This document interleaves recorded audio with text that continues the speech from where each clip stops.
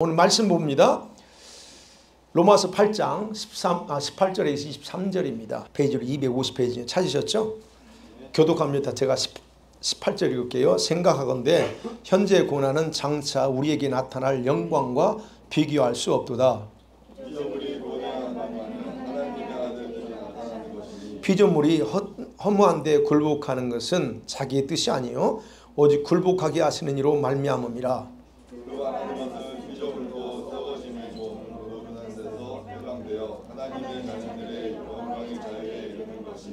피조물이 다 이제까지 함께 탄식하며 함께 고통을 겪고 있는 것을 우리가 아느니라. 그뿐 아니라 또한 우리 그 생명의 처음 익은 열매를 받은 우리까지도 속으로 탄식하여 양자될 것 곧 우리 기다리느니라. 자, 오늘 말씀은 저입니다. 아들처럼 생각하고 말하고 행동하라. 많이 들어봤던 표현 같죠. 자, 여러분은 구원받은 성도들이죠? 여러분 다 구원 받으셨죠? 그러면 그런 구원받은 성도로서 스스로 여러분 자신에 대해서 어떤 존재의식을 가지고 난 누구야? 라는 의식을 가지고 사시나요? 어떤 의식을 사세요? 예. 오늘 말씀이 아들처럼 사십니까? 구원받은 아들처럼 사시냐 이거예요. 지난 제가 한 달 전에 삼위일체 하나님에 대해서 설명하면서 천국에서 아들이라고 하는 단어를 쓸 때는 단순히 생물학적인 남과 여를 가리키는 단어가 아니라고 그랬어요. 천국에서는 남자가 아니고 아들이에요. 아들이라는 표현. 그래서 천국의 언어로 아들이라고 표현할 때는 자녀들, 남과 여, 아들, 딸 모두를 합쳐서 자녀다라고 총칭하는 단어라고 제가 분명히 말씀드렸습니다. 그렇다면 우리 모두는 다 하나님께는 생물학적으로 남녀 그렇게 구분되어 있지만 하나님의 자녀라는 것, 그리고 하나님의 아들이라 표현해도 잘못된 것이 없다는 걸 여러분 충분히 이해하고 들으셔야 된다는 겁니다. 그래서 하나님은 아들이다 우리가. 자, 그러면 성경에서 하나님의 자녀들을 칭할 때에 구약과 신약에서 다르게 여러분 용어를 쓰고 있어요. 여러분 구약에서 하나님의 자녀들을 썼을 때는 뭐라고 썼을까요? 하나님의 자녀들을 가리킬 때는 백성들이라고 말합니다. 왜냐하면 구약에서 하나님 나라를 세워나가는 데 있어서 이스라엘 백성 세웠잖아요. 그래서 백성들이라고 그랬어요. 그런데 신약에 와서는 예수님께서 백성들이라고 쓰지 않습니다. 예수님이 쓰신 단어는 어떤 걸까요? 아들이란 단어입니다. 아들을 써요.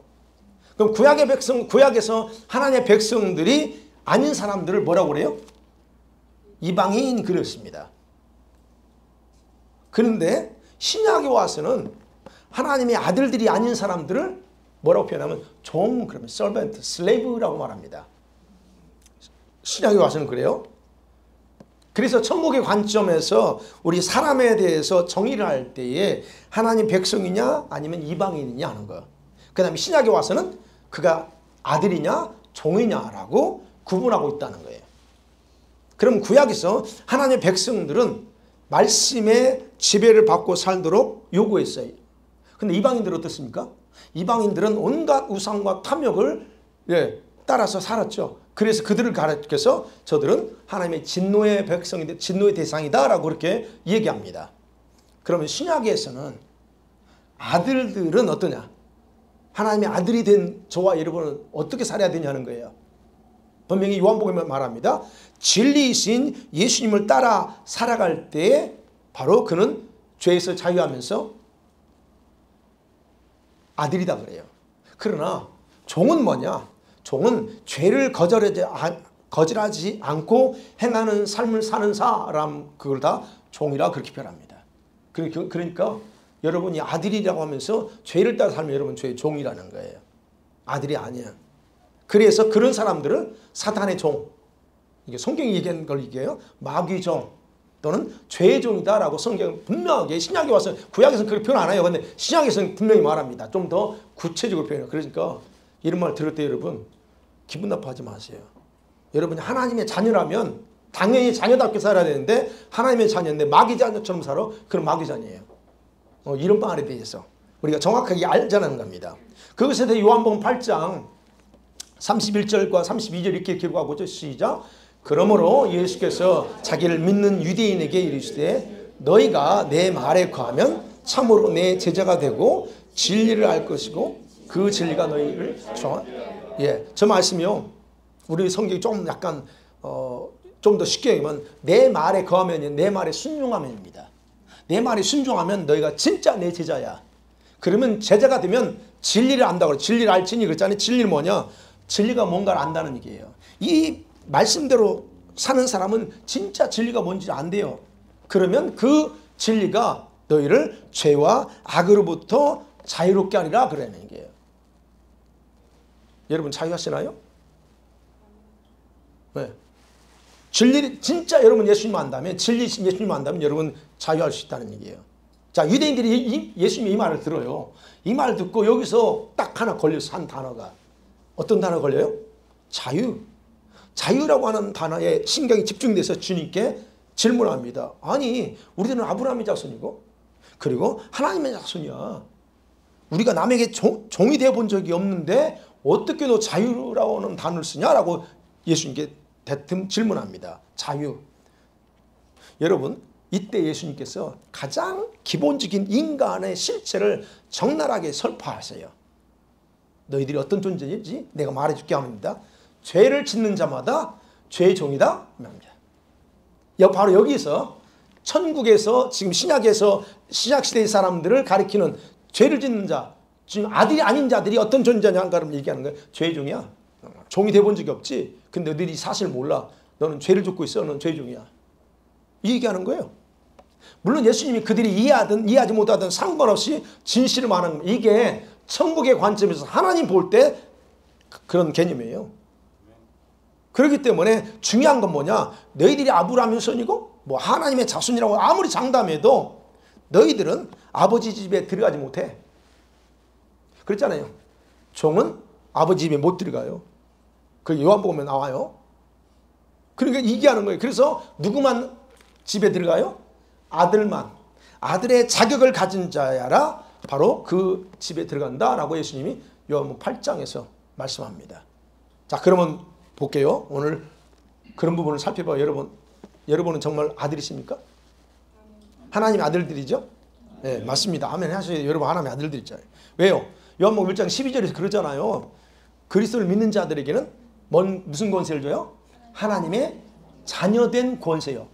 자녀된 권세를 주셨다라고 기록하고 있잖아요. 그럼 여러분 기본적으로 하나님의 자녀된 권세를 받았습니다.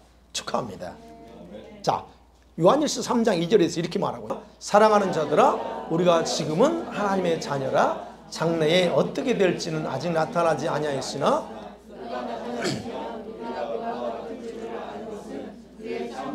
그들을 볼 것이기 때문이니. 예, 요한일서에서는 이렇게 말합니다. 너희들은 하나님의 자녀야 그럽니다. 지금은 하나님의 자녀다. 그런데 어떻게 해요? 장래는 어떻게 될지 몰라 그럽니다. 지금은 하나님의 자녀다. 그런데 어떻게 해요? 장래 미래는 어떻게 될지 아무도 몰라. 아무도 모르지만 우리는 누구를 기다려요? 그분 나타날 때만 기다려요. 자, 여러분이 여기서 생각해야 될 게 예수님 안에서 여러분의 새로운 정체성이 뭐냐에 대해서 정확하게 말씀하고 있어요. 여러분 하나님의 아들들입니다. 네. 그래서 그것에 대해서 조금 더 우리에게 확신 갖도록 하기 위해서 예수님께서 이 요한복음 15장 15절에서 제자들에게 하는 말이 너희는 종이 아니고 내 친구야 라고 말합니다. 친구라고 얘기해요. 그러니까 이건 뭐냐면 우리가 그분의 자녀라고 한다면 주님과의 관계, 예수님과의 관계, 아버지와 관계가 분명하다는 거 알려주는 거예요. 그 말이. 자, 그러면요. 주님이 지금 자녀 또는 아들이라고 하는 단어, 독특한 단어에 지금 구약에서 안 썼던 단어를 쓴단 말이에요. 그러면 그 독특한 단어를 사용했는데 여러분과 제가 이 사실에 대해 확실히 믿어지세요? 다시 한번 확인해야 돼. 여러분 진짜 여러분이 하나님의 아들이라고 믿어지십니까? 확실히 믿어져요? 좋아요. 그러면 제가 아까 그랬죠. 아들이라고 하는 단어는 서두에서 서론에 그랬죠. 아들이라고 하는 단어는 남녀 성별이 아니다. 예수님을 영접하는 모든 사람들을 천국에서 가리킬 때 쓰는 단어다. 그러면 신약에서요. 이 아들이라고 하는 단어를 쓸 때 두 가지 헬라어 단어를 사용했습니다. 그걸 보면서 여러분과 살펴보려고 해요. 자, 이 아들의 특징이 있어요. 아들의 특징이 뭐냐면 아들은 어떻습니까? 집안의 가문과 그 집안의 유산을 이어받을 수 있는 권한이 있어요. 이건 기본적인 거죠. 이때 사용되는 단어가 테크론이라고 하는 헬라어입니다. 테크론. 이 헬라어 뜻이 뭐냐면 어린아이, child입니다. 이제 막 태어난 아이도 마찬가지고 태들러도 마찬가지. 다 이 단어를 써요. 테크론, 어린아이. 아들은 아들이고 자녀는 자녀인데 성장한 자녀가 아니에요. 그냥 이제 10대 미만 뭐 이런 아이들이에요. 자, 여러분 생각해 보세요. 어린 자녀들이, 우리 자녀들이 여러분 살아남기 위해서는 어떻게 돼요? 혼자 살아날 수 있어요? 쉽지 않겠죠? 그래서 부모에 의존하고 살아야 돼, 아이들은. 부모의 보호를 받아야 되고 부모가 제공해 주는 것을 통해서 성장해내야 됩니다. 자, 그럼에도 불구하고 이 아이의 신분 자체는 그 아들이야. 즉, 그 집안의 가문을 이어갈 그런 아들이라는 것은 변함이 없어요. 그러면 이 아이들이 성장하면서 그러잖아요. 이 성장하면서 배워야 될 게 있잖아요. 그냥 아들이니까 그냥 줄게, 내가 내 전 재산 다 떼줄게, 이러면 됩니까? 아니, 아이들이 성장하면서 배워야 될 게 있어요. 그러면 뭐냐면 이거예요. 권위. 부모의 권위에 복종하고 순종할 수 있는 법을 배워야 돼요. 나 다 컸어, 내가 알아서 할게, 그냥 확, 그거 아니에요. 자녀들은 배워야 될 권위와 그 다음에 자신이 신뢰할 수 있는 분들, 그분들에게 순종한 걸 배워야 돼요. 즉 부모에게는 당연한 거고, 그 다음에 학교에서는 선생님에게 또는 교회에서 선생님 또는 리더들한테 순종하는, 이 자기가 신뢰할 수 있는 사람들에게는 순종하는 걸 법을 배워야 돼요. 이 과정을 거쳐야 돼요, 아이들이. 왜 그게 필요할까요? 아니, 나중에 가문을 이어받고 재산을 물려받으면 그걸 관리해야 될 거 아니에요. 자, 그런 면에서 자녀들의 특징이 있다. 두 번째, 아들은요, 혼자 힘으로 사는 게 아닙니다. 이게 굉장히 중요합니다. 혼자 힘으로 사는 것이 아니라 큰 가족의 멤버라는 걸 배워야 돼요. 즉, 다시 말씀드리면, 그래서 여러분 가족 있잖아요. 가족이 분리되면 안 됩니다. 아들, 딸, 형제, 자매가 너는 너, 너는 나, 이렇게 가면 안 돼요. 성경에서는 절대 그렇게 말하지 않습니다. 연합해야 돼. 우리 혈육의 관계도. 그런데 하나님의 아들이라, 자녀라고 한다면 이건 가족이 보통 큰 가족이 아니야. 어마한 우주적인 다 뿔뿔이도 있잖아요. 우주적인 관계, 그게 천국의 가족이라 그래요. 우리 그래서 성경 공부 첫 번째 책이 뭔 줄 아세요? 가족 멤버, 하나님의, 그죠? 가족, 우리는 천국의 큰 가족이라는 거예요. 그러면 그 가족 멤버힘을 배워야 돼요. 그럼 하나님의 가족의 멤버가 돼서 배우려면 그 모범이 예수님이에요. 예수님이 어떻게 살았는가를 배워야 된다는 얘기예요. 예수님이 어땠어요? 예수님 모든 만물의 상속자예요. 창조됐지만 이 모든 만물의 상속자로 이 땅에 오셨죠. 그래서 예수님이 인간으로 오셔서 어렸을 때부터 어떻게 컸어요? 자기 마음대로 컸나요? 다 내 거야. 버리장머리 없이 컸을까요? 아니, 그러지 않습니다. 예수님 말하기를 그는 상속자지만 어릴 적에 이 통치를 위한, 만물을 나중에 통치하고 관리해야 될 통치를 위한 훈련, 교육, 이런 목적으로 율법의, 성경대로 그래요. 율법의 초등교사 아래에서 배웠다라고 그렇게 기록하고 있어요. 배웠어요, 예수님도. 그래서 갈라디아서 4장 1절 2절 이렇게 기록하고 있죠. 시작. 내가 또 말하노니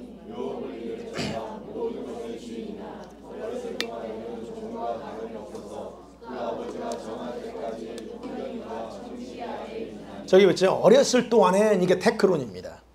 헬라어, 아들인데 어린 아이였을 때는 종처럼 다름이 없어. 종과 다름이 없어. 아들은 아들이지만 종같이 배워야 돼, 하나하나. 그래서 말합니다. 정한 때까지 후견인, 가디언한테 거기서 배웠다는 거예요. 머물렀고 배웠다는 거예요. 여러분, 여기서 예수님 배웠던 것처럼 이겁니다. 우리 사고방식을 바꿔야 된다는 거예요. 우리가 성장하려면 우리 생각 위에 우리를 위한 그분의 생각 있잖아요. 그분의 생각을 신뢰하는 것, 이것이 바로 성숙한, 이 아이들에서 성숙한 아이들로 넘어가는 과정의 일부라는 거예요. 그래서 여러분이 성장하려면 예수 믿기 전에 사고방식 다 뜯어 고치셔야 돼요. 그 사고방식 뜯어 고치지 않고는 절대로 여러분이 성장하지 않습니다. 여전히 태클은 어린아이 같은 상태에서 벗어나지 못합니다. 그래서 성숙한다 말 듣잖아요. 몸은 성숙했는데 영이 성숙하지 않았거든요. 그럼 성숙이라고 한 단어는 뭐냐 이거예요. 저와 여러분 아들로 부르신 그분의 본성, 그분의 마음이 뭔가를 아는 게 성숙이에요. 여러분 지금 보세요. 우리 아이들이 엄마 아빠 마음 알고 있을까요? 주인가 엄마 마음 알아요? 얼마나 힘든지 슬픈지 알아요? 근데 우리가 커보니까 성장해서 보니까 우리 어머니 아버지가 얼마나 고생했구나. 우리 이거 알죠? 그게 바로 성숙이라는 겁니다.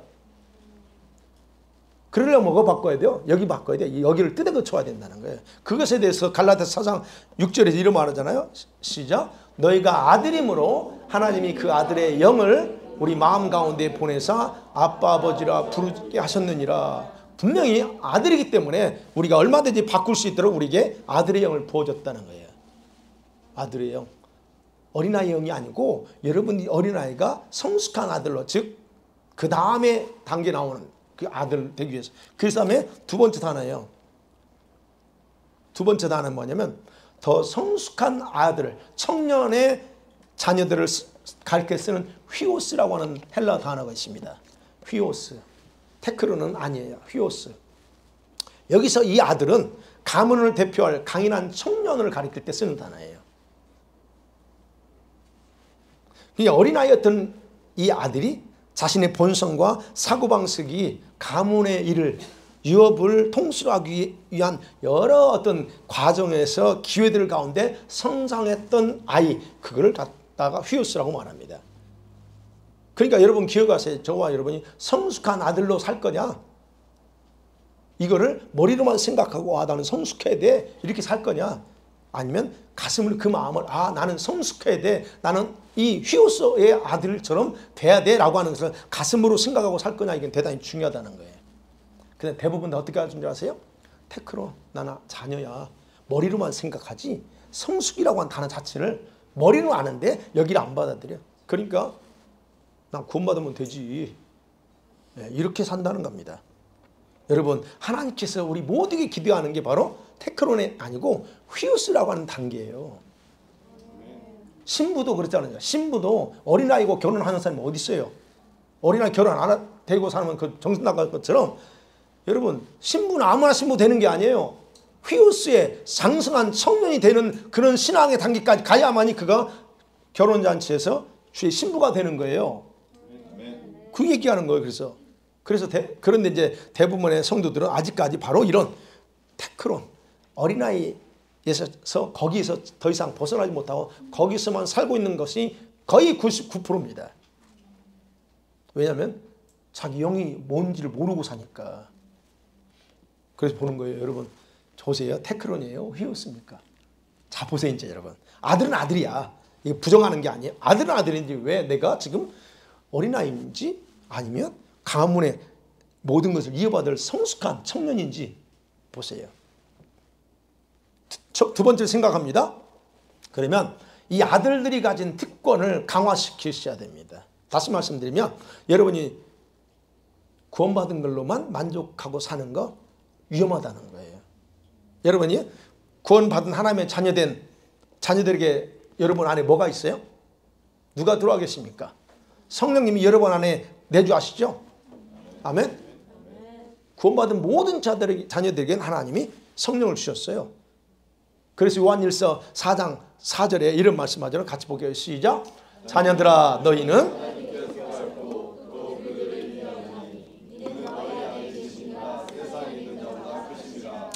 할렐루야.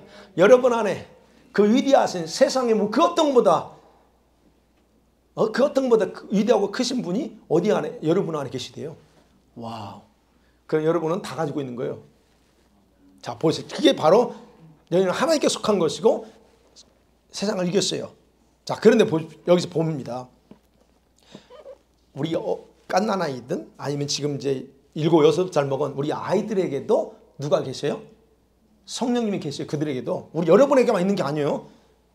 그리고 아이들 함부로 대하지 마세요. 아이들 속에다 성령이 계시고 그거 다 있어요. 자 그런데 이제 보자는 거예요.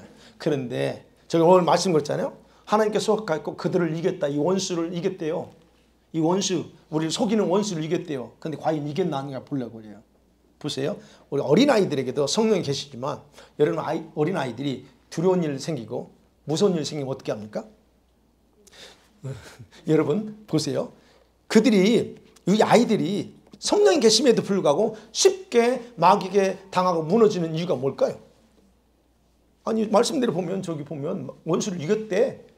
왜? 성령이 계시고 여러분이 하나님께 속했기 때문에 이겼다고 말합니다. 그런데 왜 아이들은 빵빵 넘어질까요? 여러분이 옆에서 같이 있으면 걱정하지 마. 내가 있으니까. 그러면 좀 두려움을 덜 하겠지만 아이들 혼자 달랑 놓고 너 걱정하지 마. 하나님 계시니까 두려워하지 마. 안 잡아가니까. 그런데 아이들은 벌벌 떱니다. 왜 그래요? 여러분 그 부분이요. 왜 그럴까 하는 거예요. 여러분 보세요. 여러분이 안에 하나님 계신다면 그 위대하신 분이 계시는데 왜 두려워하고 왜 불안하게 왜 정복당하냐는 거예요. 왜 그럴까요? 여러분과 제가 기억하셔야 될 거는 여러분 권세와 능력이 다르기 때문에 그래요. 아까 요한복음 1장 12절 그랬죠. 자녀된 권세라고 그랬어요. 권세와 능력이 달라요, 여러분. 여러분이 구원받은 것은 자녀된 권세를 받았어요. 능력 받은 게 아니에요. 권세를 받았어요. 그 권세 가지고 내세울 수 있죠. 나 하나님 우리 아버지야 말할 수 있습니다. 그런데 이제 그거는 합법적으로 가능하지만 근데 그 권세 가지고 내가 사람들한테 너 꼼짝하지 마. 내가 누군데. 그럼 뭐라고 할까요? 너 미친놈이지 뭐 누구야. 너 아무것도 아니야 내 눈에 보면. 그럼 아니 권세를 가지고 말합니다. 근데 상대방은 나를 무시하네. 뭐가 문제예요? 네. 여러분 어린아이들은 권세는 가지고 있지만 능력을 가지고 있지 않다는 얘기예요. 물리적인 아이들 생각 보자는 거예요. 권세는 뭐라고 해? 자격이에요. 자격. 세상을 이길 수 있고 원수를 이길 수 있는 자격을 가지고 있어요. 그러나 능력은 그냥 그게 아니고 능력은 훈련과 배움을 통한 유업을 상속하고 통치할 수 있는 힘이 능력이에요. 저 원수를 눈앞에 있을 때 저 원수를 향해서 통치할 수 있는 거는 권세 가지고 되는 게 아니고 능력 가지고 된다는 얘기예요. 그러니까 봐야죠. 우리 어린아이들이 율법 아래에서 충분하게 권리와 그 아들의 권리와 유업을 이어받을 상태로 준비되어서 성장해야만 되는데 근데 어린아이가 그렇지 않아. 그 아이가 난 싫어요. 그거 귀찮아. 싫어요. 선생님 자꾸 귀찮게 하고 뭐 이거 하라 저거 하라 하니까 싫어. 그럼 아이가 뭘 배우겠어요? 자기 멋대로 크는 거죠. 여러분 여기서 문제라는 거예요. 그러면 이런 성장해야 되는 게 정상인데 그러지 않다 그러면 그건 어린아이가 아니라 성숙한 자녀들이 가지는 특권이 성령으로 이긴 자가 될 수 없다는 거예요. 저거는 지금 성숙한 자녀들이 가진 특권을 얘기하는 거예요. 저거는 지금 4장 4절 말씀은. 근데 우리는 다 그런 게 없어. 빵빵 넘어지고 터지고 머리 속에서 뭔가 피가 나고 그렇게 살면서도 우리는 누굴 향해서 손가락질해요? 아버지를 향해서 손가락. 왜 나 안 도와줘요? 안 도와주기는? 네. 바로 그런 부분이라는 거예요. 우리가 이 부분을 많이 놓쳐. 그러니까 하나님의 자녀들이 가지는 자녀됨의 특권. 이건 아까 그랬죠? 권세 가지는 게 기본이야. 이 기본 가지고 살면서 뻥뻥거리지 말라는 거예요, 여러분. 이것만 가지고 사는 사람이 99%라니까. 근데 그 다음 걸 준비해야 된다는 거예요. 그 다음 게 뭐냐고요? 능력이에요. 그 능력, 즉 다스리고 모든 것들을 통치하는 능력. 그래야만이 아버지가 가지고 있는 모든 걸 내가 물려받을 수 있다는 얘기예요. 그러니까 얘기하는 거예요. 예. 세상보다 더 크신 분이 그 성령이 내 안에 계심에도 불구하고 내가 어떤가 하는 봐요. 그래서 여러분 성령이 여러분 안에 계시는 걸로만 만족하면 되는 게 아니고 그 계신다고 해서 자동적으로 여러분 강하게 되는 게 아니에요. 자동적으로 되는 게 아니에요. 성숙하게 자동적으로 성령이 계시니까 나 스스로 가만히 있어도 성숙하게 너 천만에 그러지 않습니다. 근데 우리가 착각하고 있다는 거예요. 그래서 그 온갖 세상의 악을 통해서 우리들을 넘어지게 하고 여러분 우리를 옆에서 앞에서 뒤에서 뜻대로 패도 원수가 우리를 패도 힘도 쓰지 못하고 넘어져요. 그러면서 말하죠. 나는 구원받았는데, 난 분명히 하나님 믿는 사람인데 왜 이래야 되지? 왜 나한테 내 삶에는 이런만 불행한 일만 터지지? 갈등하는 거죠. 고민하는 거. 그리고 이론적으로 그렇잖아. 이론적으로 맞지. 나 믿음이 있는데 왜 나한테 이런 일이 발생해? 그리고 자꾸 여러분 그러죠. 특권을 얘기하잖아요. 특권을 말해. 그래서 절망하다 보니까 나중에 절망에 빠져. 그러다 어떻게 스스로 무너지는 거예요. 스스로 무너져. 그래 포기해서 이제는 이제 아예 이제 시간이 지나면서 어떻게 살아? 여러분은 고아처럼 살아가. 하나님께서 버렸으나 하나님 버렸으니까 내가 이렇게 되지. 하나님 안 버렸다면 어떻게 나한테 이런 일이 발생할 수 있어? 라고 고아처럼 생각하고 살게 됩니다. 이 부분에 대해서 한번 말씀드릴게요. 여러분 고아라고 여기고 살고 있지 않나요? 이게 무슨 말이냐면 자기 안에 내 안에 위대하신 주님이 주신 것들 가지고 있어. 사실은 다 가지고 있어요. 권세도 있어요. 그리고 보호받고 그분이 책임져 준다는 거 다 알아. 다 알아요. 근데 자신을 고아처럼 생각하고 삽니다. 하나님은 자신을 보호하고 우리한테 소망도 주고 우리의 미래를 주고자 하는 것도 하나님이 알아. 주님은 우리에게 축복을 원하지 질병이나 저주를 원하지 않아. 이게 다 알아. 그런데 문제는 생각하고 말하고 행동하며 사는 건 뭐냐? 고아처럼 산다는 거예요. 아버지가 없는 그런 자식처럼 살아요. 그게 고아요. 영적인 고아. 여러분 영적인 고아란 아무런 비전 없이 사는 사람 말하는 거예요. 비전이 없어. 구원받으면 되지. 비전이 없다니까요. 그냥 그럭저럭 살고 싶어서 그냥 사는 거. 그리고 내가 늘 얘기해. 주일날이면 예배당에 와서 한번 예배 드리면 돼. 왜? 구원받았으니까. 그리고 교회 안 나오면 어떻게 해요? 찝찝하지. 버림받을까 봐 걱정도 되고. 혹시 그런 마음 있는 분도 있어요? 없나 보네. 감사하네. 그것 때문에 온다. 여러분 뿌리 자체가 잘못되어 있어요. 지금. 제가 그래서 항상 말씀드려요. 지금은 주일날 한 번 나와서 예배드리는 걸 생각하지 마요. 여러분 그 신앙 가지고 여러분 어떻게 지켜나가려고. 재앙 다가온다고 그랬죠? 그 재앙에서 어떻게 살아남으려고 해요. 여러분 이대로가 좋사오니 여러분 이대로 가다가는 망해요. 어린아이들 왜 두려워합니까? 쉽게 왜 두려워요? 여러분 영이 어린아이면 그런 상황이 되면 여러분 무서워 빵빵 넘어져요. 그래서 성장해야 된다는 얘기예요. 그래서 이런 성도들은 고아영에 잡혀 있어요.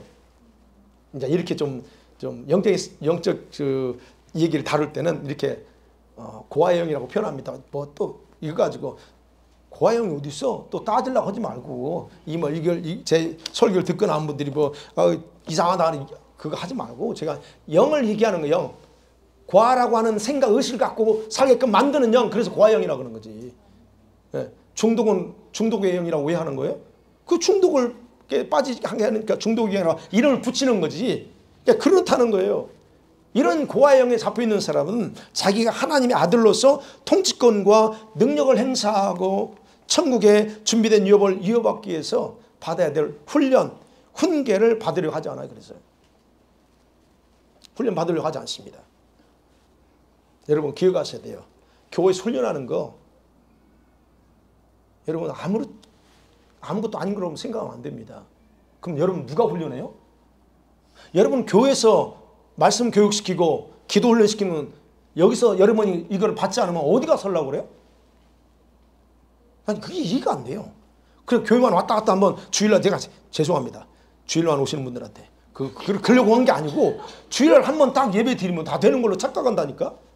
그게 어린아이예요. 엄마 왜 학교 가야 돼? 가야 돼. 여러분 중요한 건 이런 성도는 아무도 책임져 줄 수가 없다는 거예요. 훈련 안 받겠다. 말씀 훈련 안 받겠다. 어떻게 누가 그러면 어떻게 하려고. 그런 고아영에 잡혀있는 성도들을 바울의 표현에 하면 아들이 아니라 종이다라고 얘기해요. 종의 마음을 가진 자 그렇게 표현하는 거예요. 바울은. 사생아다라고 얘기하는 거예요.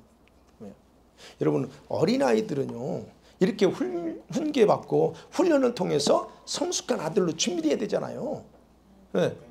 그러면 성숙한 아들은 보자고요. 우리 성숙한 아들은 훈계와 훈련이 더 큰 자유를 주는구나. 배우고 나니까 배우고 알잖아요. 우리 배워보니까 이게 얼마나 중요했던가. 물론 학교 때 배웠던 게 다 쓰는 건 아니지만 자기가 전공한 분야에서 쓰죠. 그렇지만 그럼에도 불구하고 배워야 될 이유는 뭐예요? 그게 나한테 유익하다는 거 알기 때문에 그러잖아요. 그러면 성숙한 아들은 이런 훈계받고 훈련받는 것이 결국 나를 위한 것이고 그거 나를 오히려 더 보호해주고 무지한 것에서 보호해주고 인도한다는 걸 알기 때문에 그걸 받아들이잖아요. 그러면 생각해요. 여러분이 구원받은 자녀라면 반드시 기억하실 게 있어요. 여러분은 종이나 사생자로 부르지 않았다는 겁니다. 여러분은 고아로 내버려 두지 않는다는 얘기예요. 하나님은. 종은 보세요. 종은 아버지 집을 상속받지 못합니다. 사생자도 마찬가지예요. 좀 한국말 단어가 그렇죠. 사생자. 사생자는 가문이 없어요.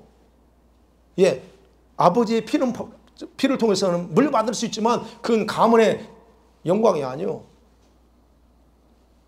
가계유업을 받을 반열에 들어서지 못하는 게 사생자잖아요. 그게 어떻게 합니까? 저 히브리서 12장에 나와요. 12장에서 뭐라고 합니까? 너가 아들이라면 하나님이 징계한다. 근데 하나님이 너를 징계하지 않아. 너는 사생자야 그럽니다. 그러니까 징계를 두려워하지 말라는 거예요. 근데 여러분 중에 혹시 하나님의 아들인데 여러분 마음대로 살아도 하나님이 아무렇게 하지 않고 멀쩡해. 아무 문제 없다. 하나님이 진짜 여러분 아들이라면 가만히 두지 않습니다. 그게 히브리서 12장에 나와요. 징계하는 자는 아들이니까 징계한다고 그래. 근데 징계를 안 해. 내버려 두네? 그 표현에 그러면 사생자예요. 여러분은 그러지 않지만 성경이 그렇게 하고 있는 걸 지금 말씀드린 거예요. 그래서 사생자가 된다? 그건 가문에 이어받지 못해요. 그래서 기억하세요. 성령께서 저와 여러분 안에 계시는 중요한 이유 중에 하나는 뭐냐? 하나님 나라의 모든 것을 상속할 아들로 성장시키고 준비시키기 위해서 계신다는 사실입니다. 세 번째로 생각합니다. 그러면 여러분 이제 뭘 해야 되냐면 여러분의 생각과 말과 행동을 바꿔야 됩니다. 어린아이에서 있어. 그러면 이제는 성장한 청년들에게서는 여러분 생각, 말, 행동 바꿔야 돼요. 여러분 성령은 우리 모두가 하나님의 가족이라고 말합니다. 같은 성령이 계시기 때문에 우리 다 가족이에요 사실은. 그래서 가족이고 하나님의 아들로 우리 모두가 성숙한 아들이에요. 성숙한 아들로 태어나기를 원하십니다. 그런데 우리 생각은 뭐예요? 아까 고아처럼 생각하고 사생자처럼 종처럼 생각하고 살진 않느냐는 거예요. 우리는 자녀된 권세만을 가지고서도 모든 원수를 제압할 수 있다라고 착각하고 장담하면서 그거 붙잡고 나 자녀냐 걱정할 거 없어. 여러분 그렇게 착각하면서 자신이 성숙한 아들이 되기를 위해서 받아야 될 훈련, 훈계, 회피하면서 살지도 모릅니다. 여러분 중에서 그럴 수 있어요. 그런데 여러분이 하나님의 아들들로서 일어나는 것이 얼마나 중요한 일인가를 여러분이 이해한다면 여러분은 절대로 현재와 같은 신앙생활을 할 수가 없습니다. 여러분의 생각할 때 이렇게 나 살아도 내가 열심히 하고 있어 이런 생각 자체를 할 수가 없어요. 여러분 오늘 본문의 내용이 그럽니다. 오늘 본문에 이 세상에는 여러분만 있지 않습니다. 세상에는 온갖 피조물이 다 존재해요. 그런데 세상에 존재하는 모든 피조물들이 고대하는 것이 한 가지 있대요. 뭘 고대할까요? 뭘 고대해요? 9절에 그럽니다. 피조물이 고대하는 바는 하나님의 아들들이 나타나는 것이다 합니다. 이 피조물들이 지금 눈이 빠지게 기다리고 있는 게 뭐냐? 하나님의 아들들. 아니 성경이 얘기하고 있어요. 제가 얘기하는 게 하나님의 아들들이 좀 대발 나타나기 원해. 그러면서 말합니다. 22절을 보면 이 하나님의 아들들이 나타나기 않기 때문에 이 피조물들이 신음하며 고통 속에 있다라고 말합니다. 22절 말씀. 피조물이 고통당하고 신음소리 지르고 있어요. 세상에 존재하는 모든 피조물들은요, 이 세상에 썩어져가는 것들에 대해서 종로로 타는 것이 아니라 하나님의 자녀들이 그걸 원하는 게 아니에요. 즉 종이 되면서 지금 있는 걸 원하는 게 아니고 하나님의 자녀들이 누리게 될 영광의 자유를 얻기 위해서 지금까지 탄식하고, 그런 말하죠. 21절 22절에 탄식하면서 우리와 함께 고통을 당하고 있다고 말하잖아요. 그럼 여러분 고통 소리 들리나요? 저 피조물이? 저 나무가 좀 이렇게 표현하면 그렇지만 들려요? 안 들리죠? 근데 분명히 말합니다. 고통 속에 신음하고 있대요. 여러분 그래서 말씀드리잖아요. 말합니다. 이것도. 저 나무도 말을 하고 할 수 있고 돌도 말해요. 예, 누누이 말씀이죠. 나귀가 말을 하잖아요. 영계에서는 다 말합니다. 이게. 그러니까 꽃이 하나님을 찬양, 어떻게 꽃이 찬양합니까? 말도 안 하는데. 영계에서는 다 얘기해요. 그러면 보세요. 피조물이 지금 그렇게 탄식하고 있어. 그럼 여기서 말하는 하나님의 아들들이 누구냐는 겁니다. 하나님의 아들들이 누굴까요? 어떤 아들들이 나오길 원할까? 피조물이. 여러분 성경에서 말하는 구원받은 자들을 말할까요? 그러면 문제 안 되지. 왜? 우리가 다 구원받았는데 지구상에 한 몇십억이 기독교인들이 비율로 한 10억 정도예요. 10억의 구원받은 자들이 있어. 이 10억의 구원받은 자들이 있는데 왜 피조물이 탄식할까? 여러분 여기서 말하는 하나님의 아들은 구원받은 자만을 얘기하는 게 아니에요. 여기서 말하는 하나님의 아들들의 표준이 있어요. 그 표준에 달하는 자들이 하나님의 아들들인데 그런 자들이 없다는 거예요. 그 표준 누굴까요? 하나님의 아들들의 표준은 누구예요? 아유, 잘 배웠어요. 예수 그리스도가 모범입니다. 무슨 말이냐면 예수님은 천국에서 생각하는 하나님의 아들들의 모형이라는 거예요. 예수님이 인간으로 살면서 어떻게 살다 가셨나를 보세요. 예수님은 천국에서 기대하는 최고의 하나님의 아들들의 실체를 보여주신 분이에요. 이게 우리가 아이고 나 약해서요. 나는 뭐 지식이 없어요. 예수님이 배우면 우리처럼 여러분처럼 대학교 나왔어요? 예수님이 전공 컴퓨터 전공하고 뭐 그걸 했습니까? 안 해요. 그분은 그런 거 없어 그때 당시에. 그런데 그는 그런 것도 나 배우지 못해서 못합니다 라고 말하지 않아요. 그는 오로지 하나님 말씀에. 그래서 그는 어떻게 했어요? 그가 인간으로 살면서 훈계란 말 아시죠? 훈계받고 기도하고 훈련하고 자기가 해야 될 거 훈련하고 아버지께 순종하는 삶을 살면서 모범을 보인 거예요. 그래서 예수님이 이렇게 삶을 통해서 우리도 그렇게 할 수 있다는 걸 보여준 거예요. 그렇다면 나는 못해 이 말 여러분 닫아야 됩니다. 절대로 나는 못합니다라는 말 입에서 내서는 안 돼요. 인간이신 예수님이 했다면 우리도 할 수 있다는 거잖아요. 그래서 바울은 다음과 같이 어떤 걸 얘기하냐면 갈라디아 4장 19절에서 이렇게 말하죠. 같이 보면 시작. 나의 자녀들아 너희 속에 그리스도의 형상을 이루기까지 다시 너희를 해산하는 수고를 한다. 바로 저겁니다. 너희 속에 그리스도의 형상, 예수님과 같은 그런 사람으로 만들기를 위해서 다시 해산하는 수고를 하겠다 그래요. 여러분 모든 피조물들이 바로 이런 성도들이 그냥 일반적인 성도가 아니고 예수님처럼 천국의 유업을 이어받을 성숙한 아들로 훈련되고 준비된 아들들이 나타나기를 고통 속에서 기다리고 있다라고 하는 게 오늘 본문이에요. 그럼 여러분들 때문에 나 때문에 뭐가 고통당하고 있어 아직도? 자연히 피조물이 눈물 흘리고 있어. 정신 차려. 저한테는 너 김 목사 정신 차려 얘기하는 거예요. 그게 그 일부 중에 나잖아요. 여러분도 그 일부고. 네.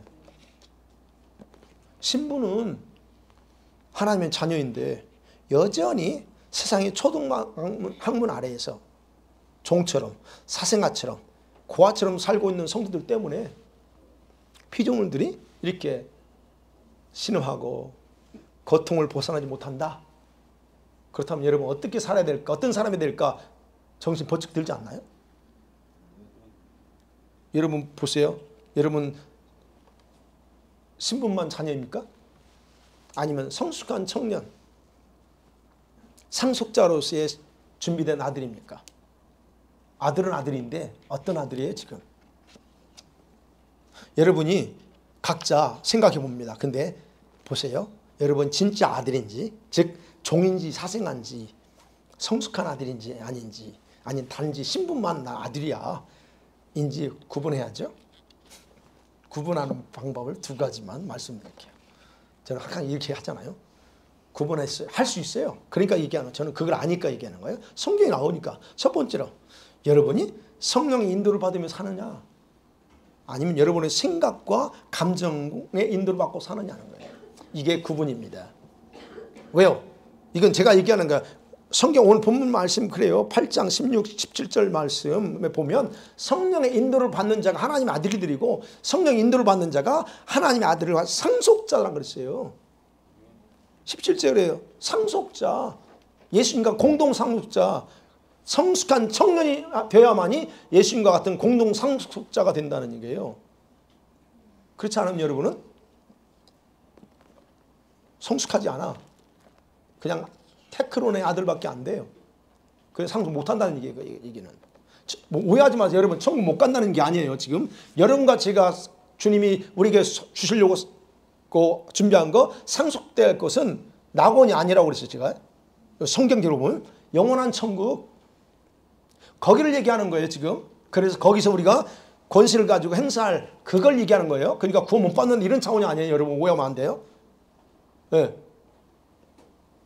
그 다음에 또 하나는 여러분이 종이냐 종이나 고아처럼 생각하고 말하고 행동하고 사는가, 아니면 아들처럼 생각하고 말하고 행동하는가 하는 거예요. 이게 중요합니다. 이제 이 부분에서 여러분 분명히 하나님 아들이라고 했어요. 다 구원받은 아들이라고 했어요. 그러면 여러분이 종이 아들처럼 행사할 수 있어요. 사생자가 나 아들이야, 예, 행사할 수 있습니다. 그런데 절대로 아들처럼 생각하고 말하고 행동하지 못한다는 거 여러분 아시죠? 훈련을 안 받으면 안 돼요. 그거 왕의 아들이 아무리 생각해 보세요. 나가 그냥 길거리 가서 한번 서민들이 생활을 한번 해볼 거야 할지라도 근본 자체가 달라요. 그러면 성숙한 아들은 종처럼 내가 할 수 있어. 살 수는 있어. 그러나 절대로 자신의 신분을 속이면서 생각하고 말하고 할 수 없다는 얘기예요. 그게 성경 인물이 나오죠. 돌아온 탕자. 그 탕자가 그래요. 그는 아들이야. 둘째 아들의 신분을 가지고 있는데 한번 종처럼 살아왔어. 근데 나중에 근본이 나오죠. 뭐가 나와요? 아, 내가 아들인데 이게 나와요. 그러니까 보자는 겁니다, 여러분. 내가 성숙한 아들이냐, 아니면 여전히 사생자처럼 종처럼 아니면 고아처럼 생각하고 사느냐는 겁니다. 어떤 것 같아요, 여러분은? 여러분은 성숙한 아들처럼 생각하고 말하고 사는 것 같아요, 아닌 것 같아요? 눈 감아볼까 한번? 안 볼게요. 예. 여러분이 아마 어떤 분은 내가 중간 단계로 가는 것 같아, 뭐 이럴 수도 있고, 아니면 아직 나는 멀었구나 그럴 수 있습니다. 왜 그럴까 그럼? 왜 그럴까 하는 거예요 지금. 여러 가지가 있겠죠. 뭐가 여러분을 그렇게 만들었나. 신앙생활을 그렇게 오래 했고 정말 예수님 사랑한다고 말은 그렇게 말하고 살면서도 왜 여전히 내가 이처럼 테크론의 그 상태에서 벗어나지 못하고 지금도 거기서 낑낑대고 있을까 하는 거예요. 도대체 뭐가 그렇게 만들었을까요? 뭐 여러 가지 있을 겁니다. 여러분 각자에게 맞게. 여러분 대부분 다 아니라서 그래요. 아니라다는 게 뭐예요? 이렇게 살아도 나는 문제없어 이거잖아. 그 다음에 어떻게 합니까? 잘못된 가르침. 성경 교회에서 가르친 적이 없어 이런 거. 이런 가르침에 대해서 가르친 적이 있기 때문에 그냥 교회만 다니면 되고 구원받으면 되는 걸로만 가르쳤기 때문에 그럴 수 있다는 거예요.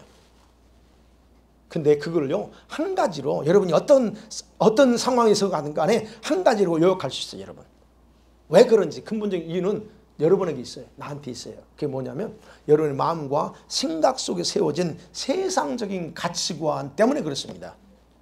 여러분이 아까 했잖아요. 세상적인 가치관을 여전히 가지고 있어. 그 가치관을 진리라고 믿고 있고 그걸 따르면서 살아. 근데 그 가치관 여러분 속이고 있거든요. 근데 나는 그게 어땠어? 라고 생각하고 있다는 거예요. 그래서 여러분과 저에게 있는 그런 가치관이 이 하나님의 말씀을 판단하고 맞지 않으면, 내 가치관 맞지 않으면 어떻게 합니까 여러분? 거부하잖아요. 이 교회 이상하네, 저 목사님 이상하네, 이렇게 얘기하잖아요. 그리고 뭐 어떻게 해요? 여러분의 생각을 더 신뢰하지. 난 내가 옳다고 생각을 맞아. 그게 바로 여러분 세상적인 가치관을 사는 거예요. 제가 누누이 경주했죠. 그 세상 가치관 뜯어 고쳐야 된다. 어떤 가치관? 천국의 가치관을, 말씀의 가치관을 뜯어 고쳐야 된다고 그랬잖아요. 네. 그러니까 여러분이 어린아이가 아닌 천국의 모든 것을 유업으로 받을 수 있는 성숙한 아들이 된다는 게 뭐냐? 바로 이런 마귀적이고 세상적인 가치관을 다 뜯어 고치고 천국의 가치관을 가지고 사는 것. 이게 여러분이 성숙한 겁니다. 그래서 기억하세요. 이것에 대해서 여러분이 각성이 필요해요. 제가 늘 강조, 각성하세요 여러분. 각성이 마음대로 안 되죠. 자각해. 아니야. 여기서는 깨달았는데 가버리면 잊어버려. 왜 그럴까요? 예, 사랑하는 성도 말씀 맺어볼게요. 여러분이 아들이지만 어린아이라 아직 성숙권을 받지 못한 아들이 이제 성숙해서 청년이 되면 이걸로 끝나지 않아요. 청년이 되면 아버지가 인정합니다. 어떻게 해요? 상속자가 됐다는 예복을 입혀줘요. 아버지가 볼 때 너는 내 가문과 내 모든 걸 이해받을 자격이 있어라 할 때 예복을 입혀줘. 그게 무슨 예복? 신부의 예복이에요. 우리 이제 보면. 그래서 이 땅의 모든 피조물들이 바로 이 순간을 기다리면서 탄식한다고. 하나님의 아들들이 나타나기를 탄식한다는 거예요. 그런데 여러분 또 하나 있어요. 이런 탄식은 말 못하는 피조물들만 탄식하고 있지 않아요. 성령의 첫 열매가 된 어린아이 상태에 머물러 있는 여러분의 영이 23절에 말합니다. 여러분의 영이 속에서 탄식하면서 제발 성숙한 아들이 되어서 상속권자의 직위를 입증하는 예복을 입는 날을 고대하고 있다는 거예요. 23절이 그 내용입니다. 성령의 처음 익은 열매를 받은 우리까지도 속으로 탄식한다 그래요. 피조물만 탄식하지 않습니다. 여러분의 영이 속에서 울부짖습니다. 제발 그 소리 들으세요. 여러분의 영이 속에서 울부짖는 소리를 좀 들으세요. 근데 여러분 못 들어. 도대체 내 영혼이 있다는 거 아는데 그 영이 어떻게 하는지도 몰라. 그죠? 자, 그래서 이게 피조물만 탄생한, 내용도 탄생하구나. 좀 심각한, 자각하라는 거예요. 그래서 자, 그러면 자, 여러분이 어제까지는 괜찮아요. 어제까지는 여러분이 어떻게 생각하고 말하고 살았을지라도 괜찮습니다. 왜? 그건 과거입니다. 지나갔어요. 돌이킬 수 없어요. 이거 과거입니다. 지나갔어요. 몰랐기 때문에 그렇게 살 수도 있습니다. 사상자처럼 종처럼 뭐 고아처럼 생각하고 말할 수 있는데 괜찮아요. 그러나 오늘부터 들어버렸네. 듣지 말았어야 하는데 이 설교를 들어버렸어요. 그러면 어떻게 해요? 오늘부터 하늘의 모든 것을 예수님과 함께 공동 상속자 위치로 다시 올라가서 사시면 됩니다. 아마 이게 저에 대한 부분이요. 내가 이거 하고 나서 야, 내가 왜 이 설교를 지금에서 하고 왜 지금에서 내가 나 자신을 이 부분에 돌아보나. 그래서 어제는 좀 바빴어요. 제가 노예 일까지 뭐 해야 돼서 바쁘게 하고 설교도 좀 늦게 준비하고 이제 가죠. 야, 내가 생각하는 거 말하는 걸 내가 종처럼 하느냐 노예처럼 하고 있는가 사생자처럼. 요거 이제 내가 저는 적용해야 될 거 아니에요. 그러니까 어떤 때는 순간에 생각이 엉뚱한 생각이 들어와. 아니지, 그 종이야. 이제 하면서 예민하게 이제 잠자리에 들어가가지고. 근데 여기서 안 떠나는 거야. 하나님, 나는 종이 아닙니다. 하면서 이게 비몽사몽이야. 이게 자긴 자는데 막 이게 있잖아요. 그런 거 경험했잖아요. 그래서 좀 피곤했어. 그런데 어찌됐든 우리가 생각하면 그래요. 이게 여러분과 제가 이 말씀을 지금 듣게 한 게 제가 생각할 때는 감사하다는 거예요. 하나님께서 얼마나 여러분 말고 저 김 목사를 얼마나 어리석었으면, 그리고 주님 보니 안타까우니까 오늘 이 말씀을 하게 하고 이 말씀을 듣게 하느냐는 거예요. 그래서 여러분은 계속적으로 죄종, 사생자, 고아처럼 살 거냐? 아니면 상속자의 아들처럼 살고 싶으냐는 거예요. 여러분 선택하세요. 그런데 여러분이 아들처럼 살겠다라고 선택하면 하나님께서 여러분에게 새 마음을 주실 것이고 하나님이 자신의 생각을 여러분에게 덧입혀 줄 줄 믿습니다. 할렐루야. 그래서 오늘부터 어린아이가 아니라 테크론이 아니라 상속자로서 아들 휘옷이라고 그랬어요. 그런 아들임을 입증하는 생활을 하셔야 됩니다. 그냥 아멘만 했을 때는 이제 그 생활을 해야 된다는 거예요. 실제로 살면서 성숙한 아들의 표시는 뭐냐면 그분이 생각하는 것처럼 생각하고 그분이 말씀하는 것처럼 말하는 거예요. 쉽죠? 아니 쉽잖아요. 생각하는 것처럼 말하면 되지. 왜 그렇게 해야 되냐면 여러분은 예수님과 동일한 예수님과 함께한 공동 상속자이기 때문에 그래요. 여러분 혼자가 아니에요. 하나님이 예수님께 모든 걸 줬어. 근데 예수님이 그거를 우리한테 같이 나누겠대요. 그래서 공동 상속자 오늘 17절이 공동 상속자입니다. 그래서 공동 상속자라면 같은 마음, 같은 생각, 같은 말을 해야 돼요. 그래서 예수님이 아버지와 같은 생각했고 같은 말했고 같은 행동했잖아요. 그러니까 아버지가 주는 거예요. 그런 것처럼 해야 된다는 거예요. 그래서 아들처럼 생각하고 제목이 했던 거죠. 말하라. 그리고 행동하라. 왜요? 그겁니다. 그래야 아들처럼 살 수 있어요. 그래야 살아계신 하나님의 아들의 권위를 가지기 때문에 그렇다는 겁니다. 사생자처럼 고아처럼 생각하지 말라니 더 이상 이제는. 사생자야 그 언제까지 종처럼 살라고 그래요. 사생자나 종은요. 아버지의 마음 이해 못합니다. 아버지는 이해 못하고 그냥 자기가 원하는 대로 하면서 아버지 이럴 거야 저럴 거야 스스로 아버지 마음도 헤아리지 않고 자기가 판단 아버지 이럴 거야 나는 절대 내 피가 아버지 피니까 나는 안 버릴 거야 자꾸 자기 식으로 생각을 살아야 하나님을. 근데 감사하게도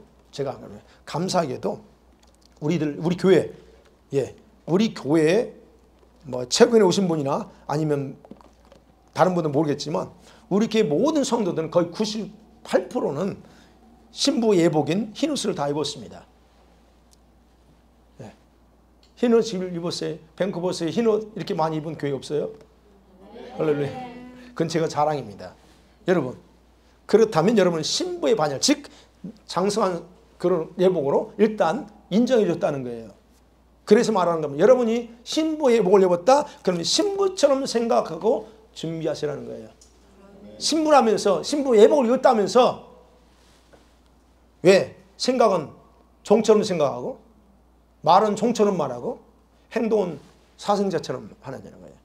신부세요? 신부 되기 원해요? 그러면 신부처럼 생각하고 말하세요. 행동하세요. 사세요. 교회만 왔다 갔다 하지 말고 한 번 오는 걸로 만족하지 말고 그리고 자기 자신을 거룩하게 지키세요. 여러분 여기 이제 사역자도 마찬가지입니다. 이것도 굉장히 중요합니다. 일하는 것, 주의 일하는 사람들. 사역자하면 사역자처럼 생각하고 실력을 키우셔야 됩니다. 사역자는 목사만을 얘기하는 게 아니에요. 주님이 여러분을 쓰겠다고 했다면 여러분 다 주님의 눈에 사역자예요. 그러면 사역자라면 사역자처럼 생각하고 실력 키워하셔야 돼요. 여기서 실력은 지식만을 말하는 게 아닙니다.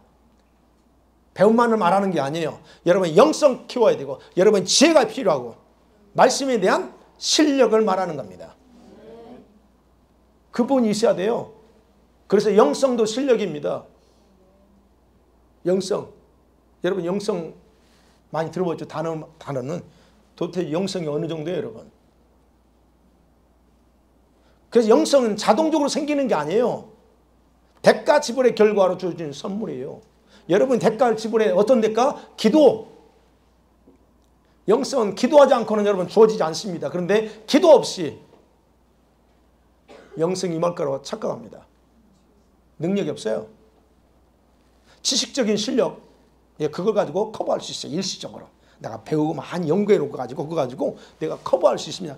그런데 여러분 그렇게 전화해서 메시지 전할 수 있어요. 그런데 그 메시지 속에 생명이 없어요. 주님이 저한테 그러셨거든요. 메시지 말에 내가 전해도 그 말에 생명이 들어가야 그게 영혼을 살리는 거지. 네 말 전해봤자 네가 배운 거 전해봤자 안 들어가. 그 주님이 그래, 생명이 약하다는 거. 그럼 메말라. 그래서 얘기하는 사역은 지식으로 하는 게 아니에요. 여러분이 많이 연구하고 배운 걸로 하는 게 아니야. 그 불필요하다는 게 필요합니다. 그런데 그게 초기에는 가능해. 근데 한계가 오게 돼 있어요. 시간이 지나면 한계가 옵니다. 그때 고민하잖아요. 갈등하고. 그래서 어떻게 해요? 예전에 그랬어요. 많은 사역자들이요. 새로운 걸 찾아다녀요. 어떤 세미나, 무슨 세미나 뭐 하면 다 쫓아다닙니다. 그래서 새로운 거 배울 거 없나. 그렇게 갑니다. 그리고 안 되면 어떻게 해요? 이제 새로운 아이디어들을 개발하지. 아이디어. 그래서 요즘 이런 가니까 이렇게 가야지. 그게 불필요하다는 게 아닙니다. 그런데 사역은 그걸로 가능한 게 아니에요. 일시적으로만 가능합니다. 그러니까 여러분이 어떤 사역을 할 때 바로 그런 부분에서 사역자의 영성 키우세요. 그래서 하나님은 성숙한 아들에게만 하늘의 것을 감당할 수 있는 권위와 능력을 입혀준다는 거예요. 하나님께서 여러분에 대해서 생각한처럼 생각하고 말하고 사는 것을 원하십니다. 이제 여러분이 주님을 위해서 헌신하고 살기 원한다면, 또 하늘의 유업을 상속하고 통치할 성숙한 아들이 되기를 원하신다면, 종처럼 사생자처럼 또는 고아처럼 생각하고 말하는 것 오늘부터 중단하시기 바랍니다. 더 이상 여러분의 생각과 말로 여러분을 어린아이 상태, 테크론, 여전히 어린아이 상태로 묶어두지 말기 원합니다. 여러분이 스스로 묶어요. 여러분 성장하지 않겠다고 스스로 묶습니다. 그거 중단하세요. 그러면 하나님께서 여러분을 성장시키는 일을 급속하게 진행할 것입니다. 할렐루야. 이 시간 같이 한번 말씀 생각하면서 기도합니다.